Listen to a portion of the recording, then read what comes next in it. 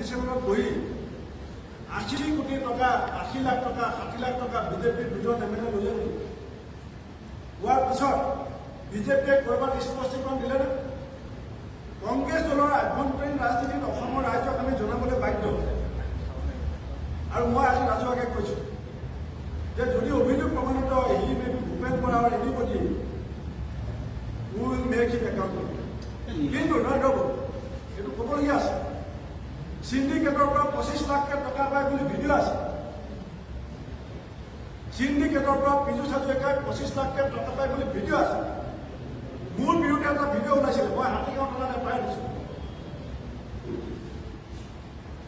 Video' ওলাইছিল, মোৰ তাত কোনো ইনভলভমেণ্ট নাই। যোনে ভিডিঅ' শুনে তেওঁলোকে গম পাব যে ভূপেন বৰাৰ ইনভলভমেণ্ট নাই। এজন মানুহে কৈছে যে আমুকক টকা দিলোঁ, তামুকক টকা দিলোঁ, ছাৰক টকা দিব লাগে। মই কেছ দিছোঁ, কিন্তু পিজু হাজৰিকাই 25 লাখ টকা লয় বুলি ক'লে। কিয় কেছ নিদিয়ে? কিয় এফআইআৰ নিদিয়ে? কিয় এৰেষ্ট নকৰে? কিয় আপোনালোকে মাত নামাতে? অসমত বিৰোধী থাকিব লাগে নে নালাগে? আজি নগাঁৱৰ এমএলএ পদ্ম হাজৰিকা কি বুলি লিখিছে ফেচবুকত? কংগ্ৰেছ মুক্ত হোৱাৰ বিষয়ে নগাঁৱৰ সমষ্টি। বহাগ বিহু অসমীয়া জাতীয় উৎসৱ আৰু পঞ্চায়ত ইলেকশ্যন গণতন্ত্ৰৰ উৎসৱ। এই গণতন্ত্ৰ উৎসৱ নগাঁৱৰ সমষ্টিত কোনে ধ্বংস কৰিলে? নগাঁৱৰ সমষ্টিৰ ৰাইজৰ হাতৰ পৰা ভোটাধিকাৰ কোনে কাঢ়ি দিলে? ঢেকীয়া দিলে। এই প্ৰশ্ন কোনেও নুশুনে। এই প্ৰশ্ন কিয় নুশুনে? মানুহ কেছ আছে, এৰেষ্ট কৰে, নমিনেশ্যন আগতে পুলিচ কিয় যায়? পুলিচ ক'ত সোমাই আছিলে? নমিনেশ্যনৰ আগতে পুলিচে কিয় যাবলগীয়া হ'ল? 4খন থানাৰ অচি গৈছে মোৰ ব্লক প্ৰেচিডেণ্টৰ ঘৰত। মোৰ ব্লক প্ৰেচিডেণ্টৰ ঘৰত 4খন থানাৰ অচি যাব লাগে কিয়? প্ৰত্যেক নেকি? ইমান ঘটনা হৈ আছে গুৱাহাটীত। 5জনী অসমীয়া গাভৰু ছোৱালী 5 দিনত মৰিল। কোনে খবৰ ল'লে? কিন্তু যেতিয়া কংগ্ৰেছৰ কোনোবা জিলা পৰিষদৰ নমিনেশ্যন দিছে, তাৰ গিৰিয়েকক বিচাৰি পেলাই ৰাতিটো 5খন থানা হৈছে মোৰ ব্লক প্ৰেচিডেণ্টক ঘৰা কৰি লৈ আছে।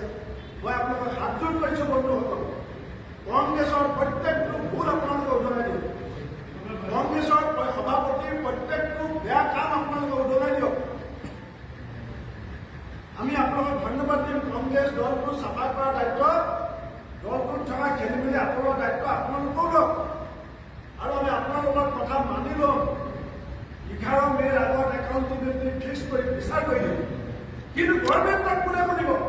এছকাৰ্ট বেংক ধ্বংস, এপেক্স বেংক ধ্বংস কেনেকৈ হৈ আছে? গভৰ্ণমেণ্টক কোনে শুনিব যে নগাঁৱৰ সমষ্টিত এই গোটেই বৃহত্তৰ লাখ লাখ মানুহৰ ভোটাধিকাৰ কিয় কাঢ়ি লোৱা হ'ল? ঢেকীয়া দিলে কোনে শুনিব? এইখিনি কি অকল আমাৰ দায়িত্ব নেকি?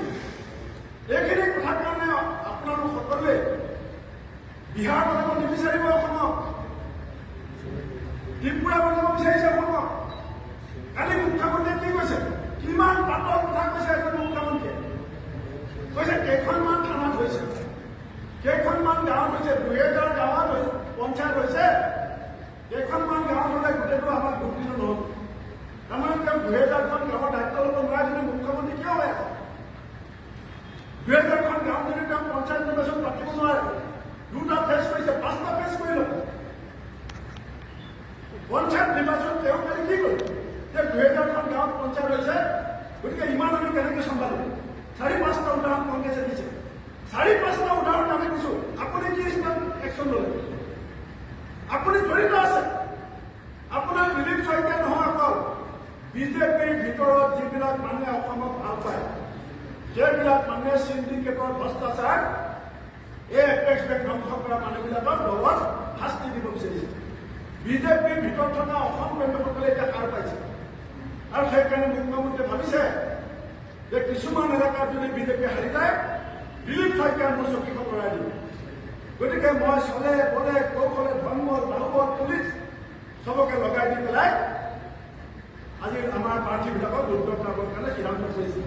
এই কথা মই আপোনালোকৰ মাধ্যমেৰে অসমৰ ৰাইজক কৈছোঁ আৰু অসমৰ ৰাইজ সচেতন ৰাইজ, অসমৰ ৰাইজে কঠিন সিদ্ধান্ত কঠিন সময়ত লৈ পেলাই এই যি চৰকাৰৰ ক্ষমতাৰ মূৰত ধৰিছে, মূৰে ভৰি কাঢ়িছে, লুটপাট দুৰ্নীতি ভ্ৰষ্টাচাৰৰ শীৰ্ষতে চৰকাৰে যেনেকৈ আৰম্ভ কৰিছে, ইয়াৰ বিচাৰ অহা পঞ্চায়ত নিৰ্বাচনৰ ভোটৰ দিনাখন অসমৰ ৰাইজে দিব বুলি ৰাইজৰ ওচৰত মই দৃঢ়ভাৱে বিশ্বাস কৰিম।